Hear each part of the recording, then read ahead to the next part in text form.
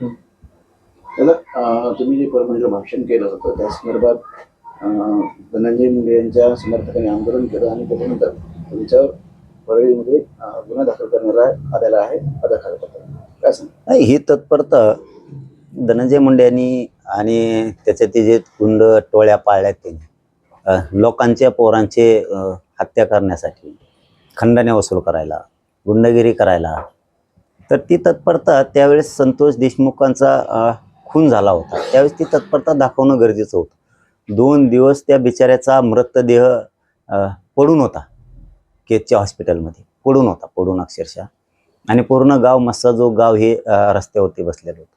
त्यावेळेस ही तत्परता दाखायची ना. आम्ही ह्या धनंजय मुंडेला कधी बोललो का? 20-25 दिवसाचा का लोटला आरोपी पकडायला, तरी पण आम्ही कधी बोललो नाही. परंतु त्याचे गुंड लोक हे त्या संतोष भैया देशमुखांच्या भावाला सुद्धा दादागिरी करायला लागले, धमकी द्यायला लागले, त्याला अरेरावी करायला लागले. तर मग त्याच्यावर बोलायचं नाही का? आमचे मुर्देच पडू द्यायचे का? आम्ही लोक मारूनच टाकू द्यायचे, गुंडाला बोलायचं नाही? जातीला बोललो का? कुठल्या धनगर जातीला, कुठल्या वंजारी जातीला, कुठल्या दलित मुस्लिम जातीला? गुंडाला बोलायचं नाही? म्हणजे सरकार असं सांगतं का की कापीत राहा तुम्ही म्हणून? गुंडाला बोलायचं नाही अजिबात? ही कुठली पद्धत? त्या संतोष भैया देशमुखांचं मंडळीनं कसं जगायचं? त्या लेकरांना 2-2 कसं जगायचं? ती भाऊ वनवन फिरतोय इकडं तिकडं धनंजय देशमुख न्यायासाठी.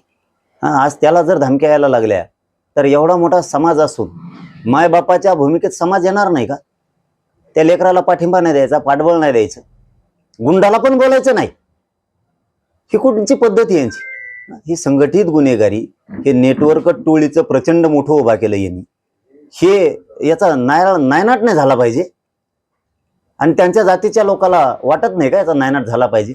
याच्यात ओबीसी मराठ्याचा संबंध काय? तुम्ही लोक कचाकच मारून टाकायला लागली, याच्यात वंजाऱ्याचा मराठ्याचा ओबीसीचा संबंध काय?